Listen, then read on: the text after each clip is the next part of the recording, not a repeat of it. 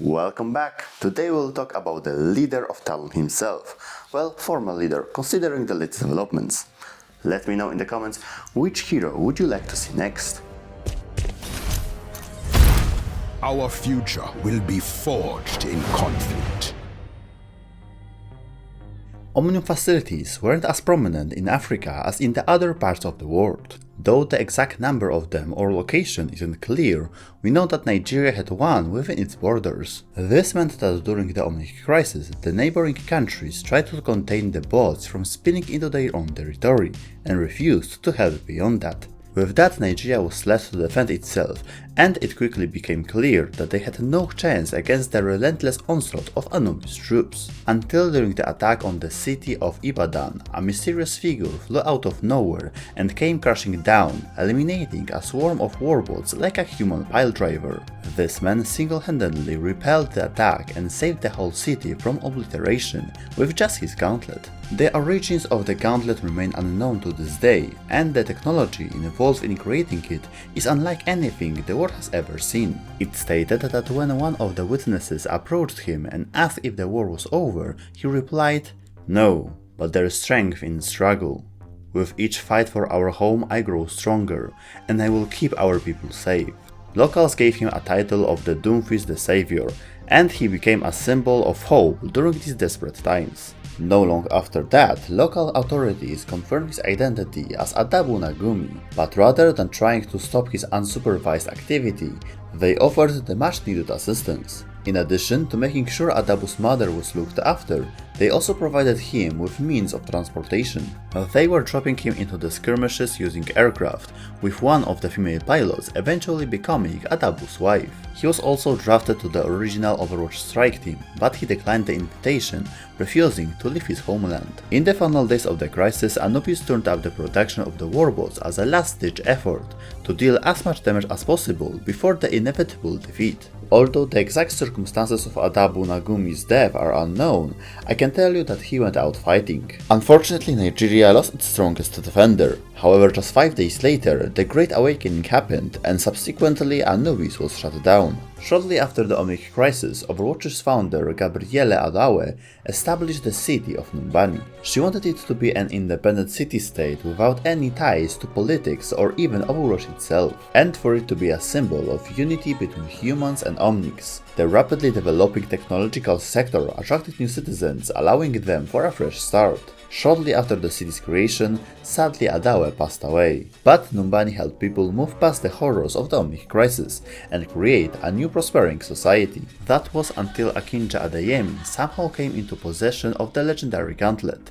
Unlike his predecessor, he used it to do harm. With his ties to Talon, he openly established himself as a local warlord, frequently raiding Numbani and preying upon its population. With that, he was deemed the second Doomfist, the Scourge of Numbani. It is also stated that he upgraded the gauntlet using his wealth and resources obtained throughout the 12 years of his rule. The city of Numbani internally was protected to mixed results by reprogrammed OR-15 units, which used to attack the city during the crisis. Though Overwatch was forbidden from getting involved in Numbani, Jack Morrison dispatched Overwatch agents numerous times to disrupt Adeyemi's operations in the adjacent countries. It's known that Overwatch operative Wildebeest engaged in multiple encounters with Adeyemi's lieutenants, preventing them from expanding his reach. Akande Ogundimu was born into a respected Nigerian family and stood to inherit their prosthetic technology company, giving him early access to wealth and privilege. Intelligent and charismatic, he helped grow the family business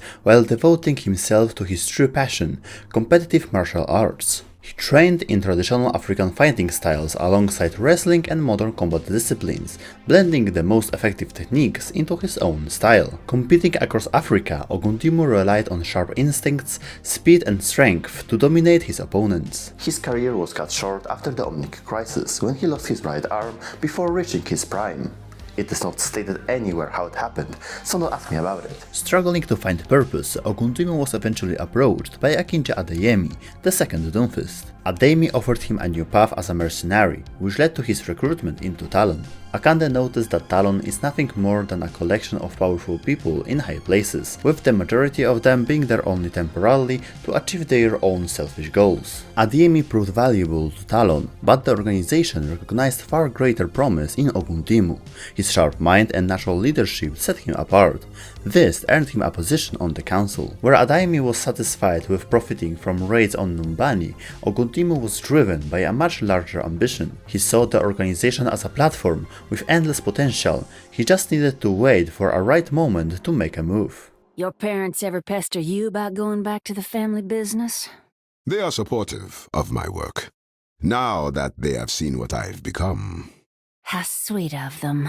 After the Venice incident and Antonio Bartolotti's death, Talon swiftly took control of his assets. Although his seat on the Inner Council should have gone to his daughter, but Ogundimu and the others instead awarded it to Augusto Vialli, who used to be Antonio's right hand. Mazzia was spared and allowed to walk away, but left with nothing, a choice they would come to regret down the line. Akande's takeover of Talon began with him killing his ex-master Akinde Adeyemi and taking his gauntlet along with the moniker of Doomfist that came with it. Supposedly, Blackwatch leaders Gabriel Reyes and Gerald Lacroix got their hands on the footage from their lethal altercation. Shortly after Adeyemi's death, Doomfist was approached by Maukaloa Malossi, who challenged him to a no-rules fight. Sensing potential and amused by the challenge, Doomfist accepted. The brutal clash ended in a stalemate, with neither man willing to concede. Impressed by Maugo's strength and spirit, Doomfist offered him a place in Talon, along with cybernetic enhancements and a life of endless conflicts. He agreed, joining the organization soon after.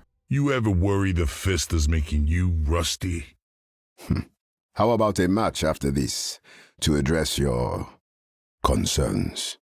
A year after Overwatch disbanded, Doomfist set a plan in motion to extract Dr. Zibiredi Kupier from a US black site. Reyes and Sombra led the initial phase of the operation. Though Doomfist trusted Sombra to an extent, he quietly instructed Reyes to keep a close eye on her. Unknown to Reyes, a second team led by Widowmaker had also been deployed on the facility. In the end, the mission succeeded and the Kupier was secured. 6 years before the Overwatch recall, as Hurricane Ferdinand tore through the Caribbean, Doomfist secretly met with Ramatra in Cairo, offering Talon's resources to support his cause. My friend, the world doesn't understand visionaries like us. I respect what you are trying to accomplish. You fight for your kind. It's noble and doomed to fail. But with Talon's help, that can change. You have my attention. At the same time, Doomfist's accountant Maximilian was cornered by Overwatch agents at the Havana seaport. In exchange for immunity and a new identity, Maximilian betrayed his employer, revealing that Doomfist would be in Singapore within 3 weeks. Doomfist's plans nearly came undone in Singapore, where he was confronted by an Overwatch strike team, Winston, Tracer and Genji. Their clash turned sections of the city into a battlefield. Doomfist overwhelmed Tracer and Genji, deflecting their attacks with his gauntlet and personal shield. But Winston met him head-on, in a brutal test of raw strength, where Doomfist was finally overpowered. I thought I'd taken care of you. You're more resilient than you look. I've come back from worse. I didn't forget about you. I stopped you once. I can do it again. Isn't it a little embarrassing to get beaten up by a monkey? Have you ever been hit by a giant, genetically engineered gorilla? I could arrange it for you. After his defeat, Doomfist was convicted and stripped of his cybernetic implants by court-appointed surgeon, then hastily stitched back together. He was imprisoned inside the Watchpoint Grimsvoten, which served as a maximum security prison for the most dangerous convicts in the world. This place was also contracted to Helix Security for even better protection. As for his gauntlet, it was sent to Watchpoint Grand Mesa for analysis. This place was basically Overwatch's weapon research facility. While held in his cell, Akande was visited by Overwatch agent Gabriel Reyes. Though Reyes took satisfaction in seeing DOOMFIST imprisoned, DOOMFIST remained calm, insisting they both understand how broken the world truly was. He questioned whether Reyes had ever truly changed anything after a career spent moving from police work to Overwatch, and asked if he was protecting humanity from him or shielding criminals from justice. Reyes had no answer. Though he remained with Overwatch for the time being, DOOMFIST's words planted doubts that would resurface years later. Gauntlet was later transported to the Museum of Overwatch, where Reaper and Widowmaker unsuccessfully attempted to retrieve it. During his years behind bars, DOOMFIST kept a close eye on the outside world, gathering newspaper clippings about his defeat, rumors of Overwatch's return, the museum exhibit displaying his gauntlet, and the assassination of Vandetta. Even from his cell he remained active, secretly communicating with Talon operatives still loyal to him. Meanwhile, much of the organization had fallen under Augusto Vialli's control, unaware that DOOMFIST was still pulling strings from prison. In the early hours of the morning, a Talon aircraft slipped past the defenses of the facility where DOOMFIST was being held. Reaper stormed the installation, eliminating over a dozen guards as he moved to free Ogundimu. DOOMFIST was able to punch his way out of his own cell during the extraction. Reports suggest additional breaches occurred throughout the facility, though Helix has never confirmed whether anything or anyone else was taken. In the chaos, Ogundimu vanished without a trace. With Talon, you have found great power. You know the plan. Leave no one alive.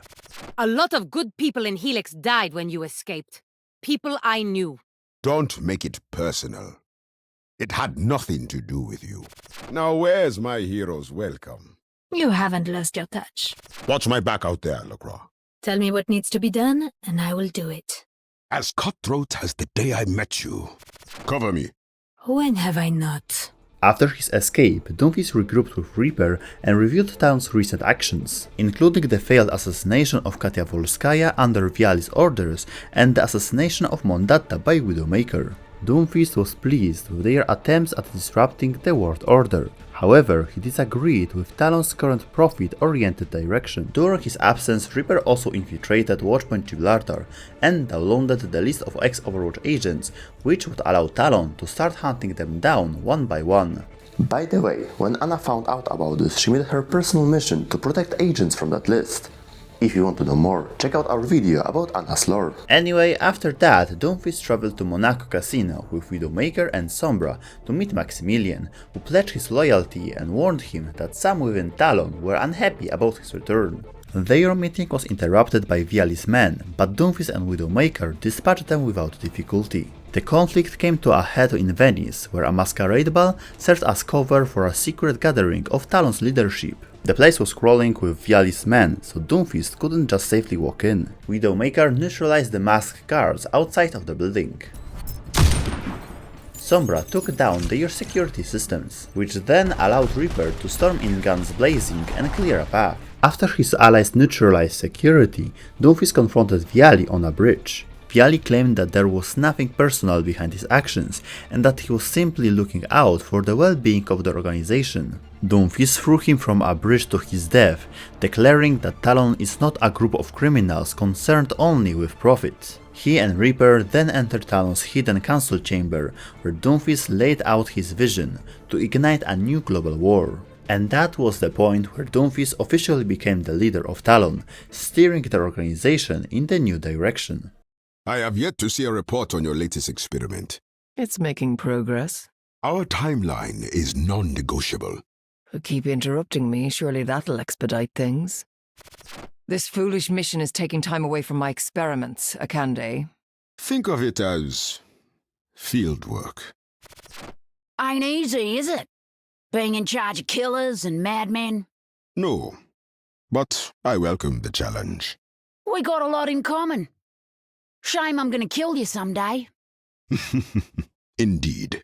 After reclaiming control of Talon, DOOMFIST was outfitted with upgraded cybernetic implants to replace the ones removed during his imprisonment, stronger and more refined than before. Soon after, he traveled to Numbani to retrieve his gauntlet, which was being moved to the Heritage Museum for a Unity Day exhibit. At Adawa International Terminal, he single-handedly dismantled a squad of newly deployed OR-15 defense robots and reclaimed the weapon that bore his title. With his gauntlet restored, he turned his attention back to Overwatch and to a larger goal, igniting conflict between humans and Omnics. A week later, he appeared in Peace Park, where he shattered the statue of Gabriel Adawe with a single strike. Addressing the city, DOOMFIST condemned Numbani's philosophy of harmony, claiming that unity with Omnics had made its people weak. He cast himself as their shepherd, warning of wolves at the gates. Whatever the sincerity of his words, his objective was unmistakable: to sow fear and division in Numbani, then across Africa,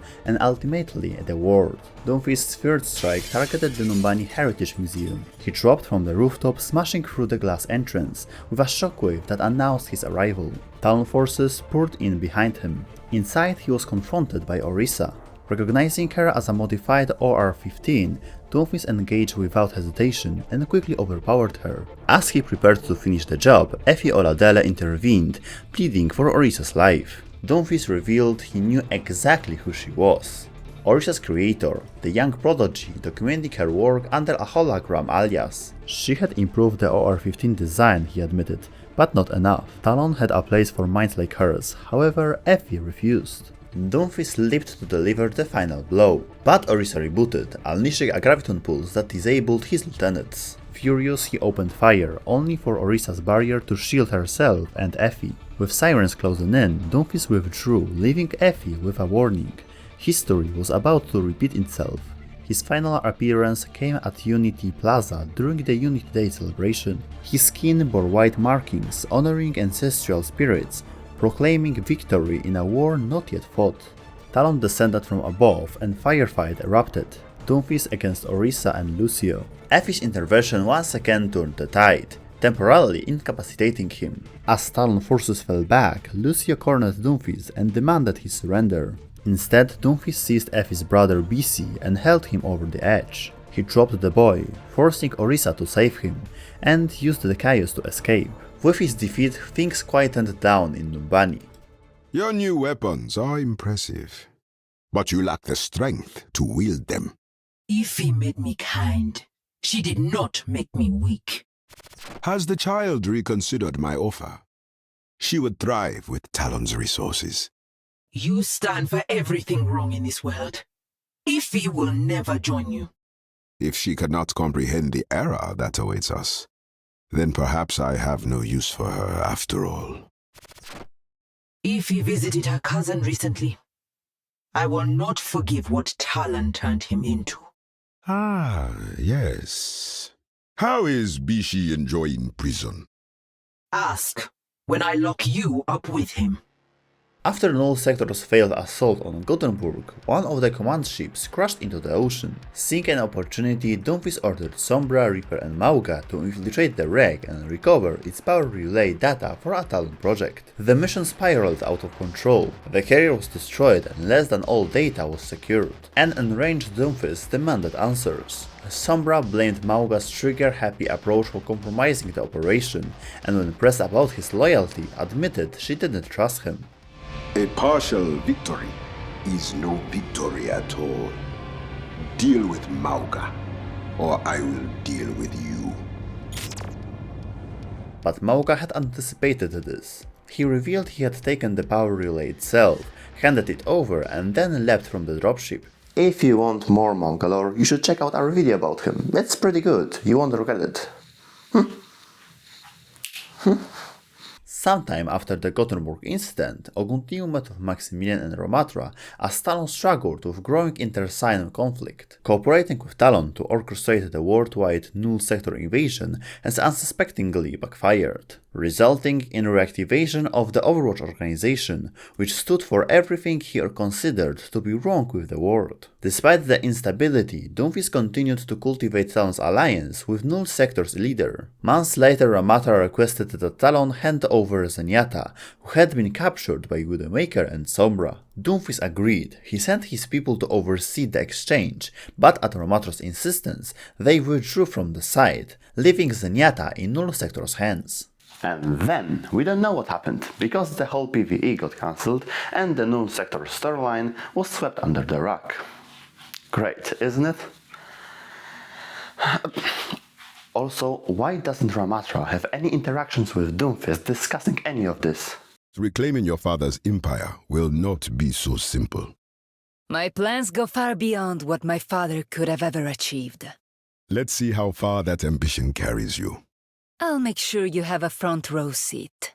During a Talon council meeting, Akande Ogundimu appeared via hologram alongside Reaper, Sombra, Widowmaker, Mauka, Moira and Maximilian to discuss a rising threat known as Vandetta. Sombra warned that she had been tracking her movements for years and suspected she was preparing something big. Moments later, explosions and gunfire erupted outside. Vandetta herself burst into the chamber, pleased to find Talon's leadership gathered in one place. She accused them of hiding in the shadows while dismantling her father's empire and demanded what she believed was rightfully hers. DOOMFIST remained calm, amused by her claim to Talon's future. When she attacked, he easily dodged her strikes before catching her blade with his gauntlet and driving a knee into her stomach. But Vandetta fought back fiercely, disappearing into the shadows and slashing him from behind. The duel escalated. Eventually, Vandetta managed to seize an opening and slice DOOMFIST's gauntlet off, leaving him wounded. Instead of killing him, she declared he would live long enough to remember the moment she took Talon for herself, before throwing him through a window to his presumed death.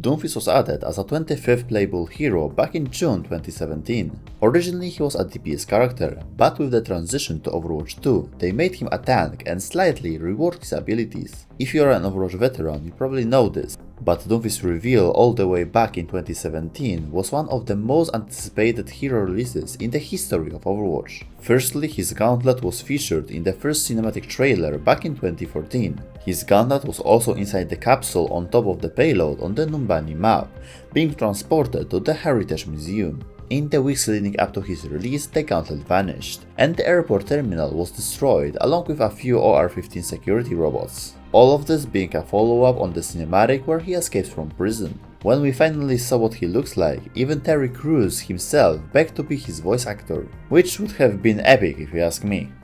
First came the Saviour, the Scourge, the successor. Me? I'm the shit. I could totally level a skyscraper. But they wanted DOOMFIST to have a different accent and be more serious, so Terry didn't get the role. During DOOMFIST's attacks on Numbani, his hologram account was named Anonymous088503, with the digits at the end being a reference to his prison cell number. After the events of the short story Hero of Numbani and disappearance of the gauntlet, Numbani Heritage Museum displayed an exhibit devoted to Effie and the history of the city itself. In the new spin-off mobile game Overwatch Rush, we can see DOOMFIST with a beard. This indicates that he probably survived the confrontation with Vandetta. If you enjoyed the video, prove it by leaving a like. And if you want to see more videos like this one, hit the subscribe button. That's all from me for today. See you in the next one, cheaters.